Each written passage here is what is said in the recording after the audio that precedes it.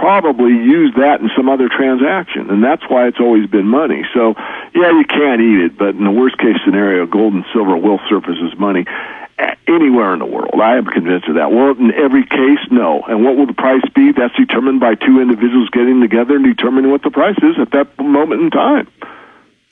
I like it. Okay, let's talk about the difficult part of this, which is the short positions that distort bullion and share prices. Explain it to the public.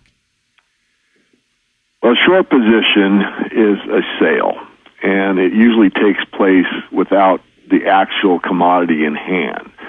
So you can look it up on Google if I'm not explaining it well, but a short sale would mean that I am selling silver that I don't necessarily own with a promise to deliver it or the equivalent of it sometime in the future. So all markets have a buyer and a seller. And let's say I'm a miner and I produce silver, and silver goes from $10 to $20 in a month's time. And I say, you know what, I really don't think it's going to hold that $20 price. I want to sell next year's production now at $20. So the markets allow you to do that. That's a short sale. And in that case, it's a covered short sale, because if he writes the contract, or the mining company writes the contract for 1 year in the future, 1 year in the future, that mining company will have produced that silver and have it in their storage facility and be able to deliver it against whoever bought that silver at $20. So that's a short sale. The problem is there's a lot of naked shorting going on. Naked shorting means that there's a lot of, not necessarily mining companies, but individuals, banks, brokerage houses, hedge funds, you name it, shorting silver and all kinds of things, but we're talking the metals, have no intention of ever delivering it and are just making a bet that the price is going to go down. Is there or is there not a group of people or groups that control the sale of metals? Well, the Runnin Market is based by the London price fix, and that's just a very small group of individuals, very few in number, that set the price every day in London. That's how that one is determined.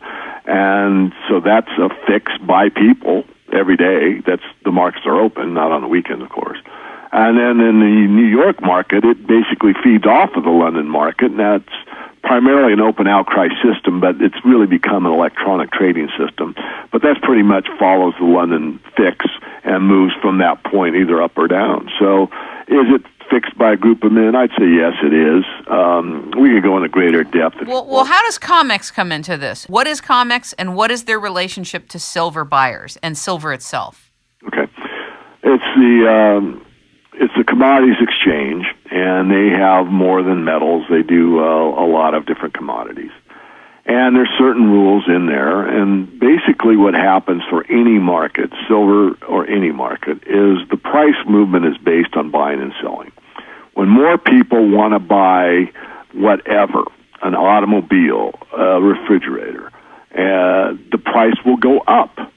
Or if there is an overabundance of a certain thing like automobiles, or let's say gas guzzlers. Remember when the oil price went high? Yeah. People were wanting to sell the gas because there's an oversupply. So what happens to the gas guzzlers' price? Price goes down. There's more sellers than buyers, the price goes down. There's more buyers than sellers, the price goes up. It's that simple. Now, if we go into the COMEX, we're talking about the futures markets, the commodities markets, and these are paper markets primarily.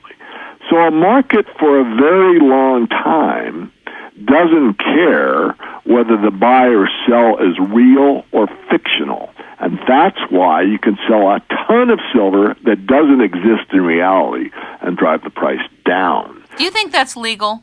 I can't imagine you would think it's ethical, but do you think it's legal? Well, first of all, let me say this. Yeah. A fact is a fact. The fact is it's legal in today's environment, yes.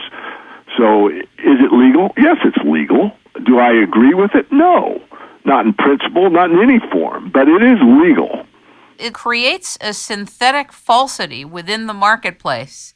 It almost fools it like a virus. Absolutely. I mean, it's very unethical, and I don't like the fact that it's legal. But I don't get to, it's not the world according to me. I have to live in the world like everyone else. Do you get involved in shorting silver? No, I have from time to time taken a position that will protect me from our position if I feel that maybe it's gotten overzealous at a certain point in time. But normally I don't even do that by shorting. Normally what I do is sell off some of my position and just go back to cash. I think it's kind of stupid to short the metals because all the surprises, or most of them, will be to the upside. So I could be right about the price coming down, but if I have a short position on, then I've got to uncover it at one point in time, not necessarily with metal, but with cash.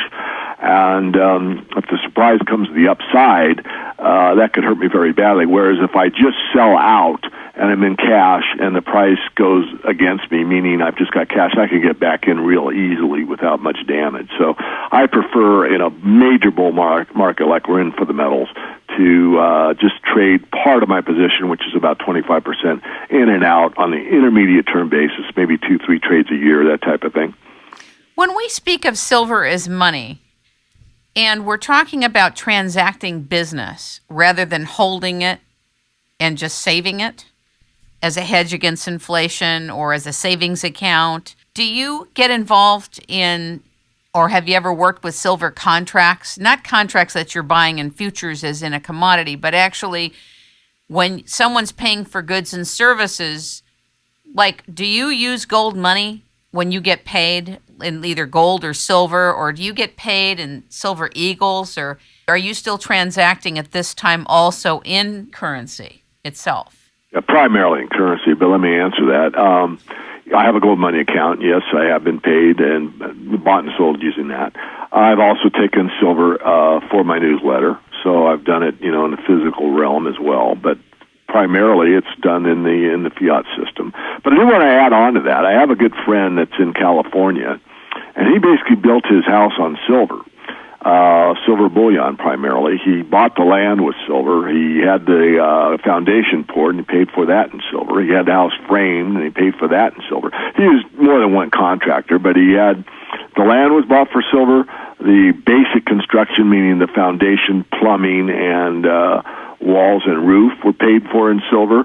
Most of the finished work he did himself, but basically the house was built on a private contract, which you were talking about, right, or silver, and it's negotiable. Again, well, what's it worth? Well, it's worth whatever you and I determine it is worth.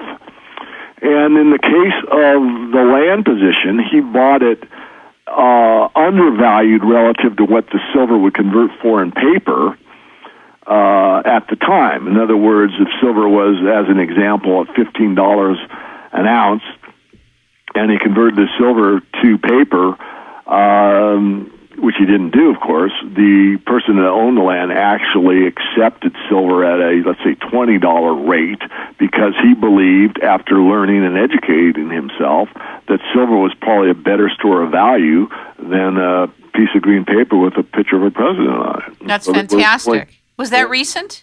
Yes, it is recent. I would love to talk with that person. These are examples, real live examples of people like with gold money, where you can transact in gold, silver, and platinum, where you can go through and buy silver and own bullion or coins, and where you can then transact.